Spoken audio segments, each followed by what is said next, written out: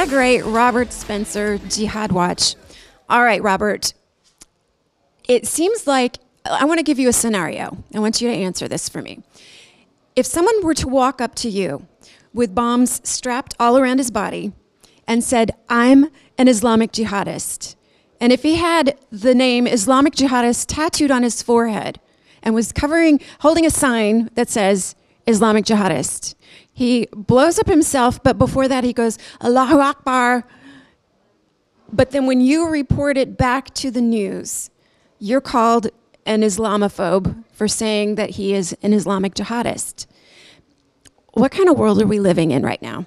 Well, it is. You're absolutely right that it's insane that the man on the street in London who just beheaded the British soldier, he went up to the camera, of course, quite famously, and said that the Quran commands him in Surah At-Tawbah, which is the 9th chapter of the Quran, which mandates warfare against Jews and Christians and their subjugation under the rule of Islamic law, to fight against those who fight against the Muslims. And so that's why he did it. And then immediately the Prime Minister of Great Britain says this has nothing to do with Islam, and Islam does not have any justification for this action. Actually, there's plenty of justification in Islamic texts and teachings for exactly that kind of action. And so we're living in a world of unreality, of Orwellian doublespeak, and of fantasy-based policymaking, which is proving to be increasingly dangerous and damaging. One particular example is that the Russian and Saudi intelligence authorities gave us numerous warnings, it has come out, about Tamerlan Tsarnaev, the Boston Marathon jihad bomber, and the FBI investigated him and found nothing. But, of course, since 2011, the FBI has been forbidden by the Obama administration to have any connection in its training materials between Islam and terrorism.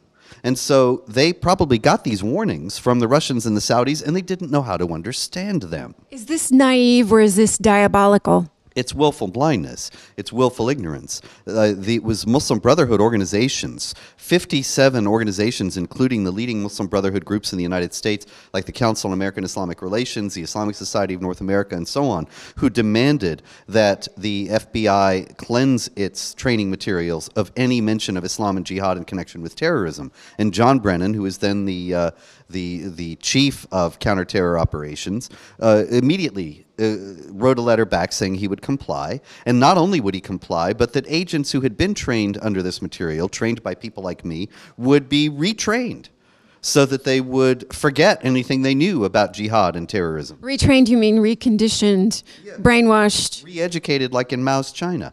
And so they were... So then they get these warnings that that Tsarnaev is a jihadi, and they probably thought, well, that's fine, isn't that nice? It's an interior spiritual struggle after all, so nothing to be concerned about. How do we fight an enemy if we're not allowed to call our enemy an enemy? Well, there's no way that not only are we not allowed to call our enemy an enemy, and we have these stupid, puerile statements by some of the leading diplomats and generals in the nation, and the Secretary of State and so on, referring to bad guys in Afghanistan because they don't dare say enemy, as if we're on a playground or something, and we're all 10 years old and we're fighting the bad guys. Not only is that going on, but also, of course, we're not allowed to, as you have pointed out, to call the jihadis and to understand their motives and goals. And if we do not understand their motives and goals, there's just no way we're ever going to defeat them. $1.3 billion to Egypt, again, basically going straight to the Muslim Brotherhood because that's who's ruling Egypt. Should we be trusting them? Supposedly they're doing this to help protect the Suez Canal and the Israeli border, but from what I personally have read and seen myself, it doesn't seem like they really want to protect Israel. Is that the case? Were we wrong to give them this money? We were so disastrously wrong to give them this money, and it's precisely because of the Camp David Accords with Israel.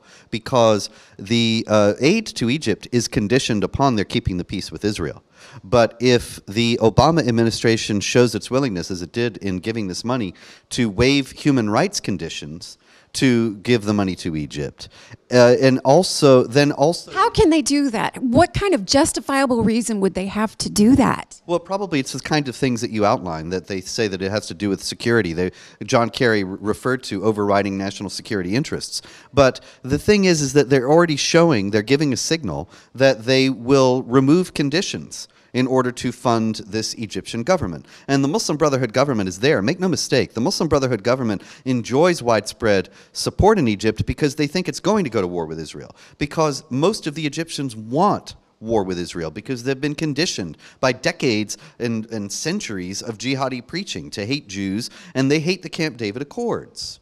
And so if they hate the Camp David Accords, and you may recall men on the street interviews in Tahrir Square during the time of the Arab Spring, when CNN was going through, like you are, with the microphone and saying, why do you hate Mubarak? And they said, because he keeps the peace with Israel. We want war with Israel. So the Muslim Brotherhood is going to work toward war with Israel, and it is given, and now it has every reason to believe that that condition about keeping the peace with Israel or you lose the money from the U.S. is not going to hold anymore, because the Obama administration will just make another exception. Coptic Christians are being slaughtered in Egypt. Why is no one reporting this? Is it not important? Well, it's extremely important, and not only that, it is in line with, or it is part of, a global Muslim persecution of Christians. It's going on with increasing ferocity in Nigeria, in Pakistan, in Indonesia, and elsewhere, Syria and Iraq, and so on. And so why is nobody talking about this? I think ultimately the answer to your question is that Christians worldwide are identified with in the international media with the United States and with the white Christian West, which is always the villain in the stories that the mainstream media puts out, and never the victim of any wrongdoing. And so even though we're talking about indigenous Christian communities like the Copts that go back to the beginning of Christianity, that have nothing to do with the United States and nothing to do with white racism or something of this kind, nonetheless, they are lumped together.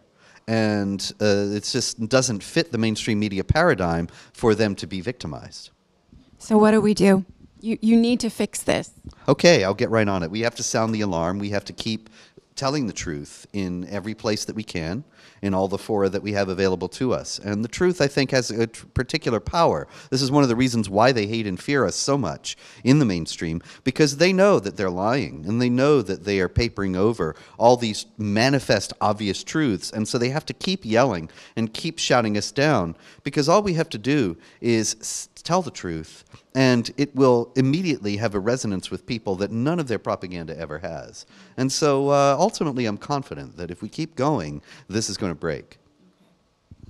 Robert Spencer, jihadwatch.com. Follow him. I'll put him on PolitiChicks as often as possible. Thank you. Thank you, and it's always great to be here with a rising star like Ann-Marie. Thanks. Did you hear that, Glazov?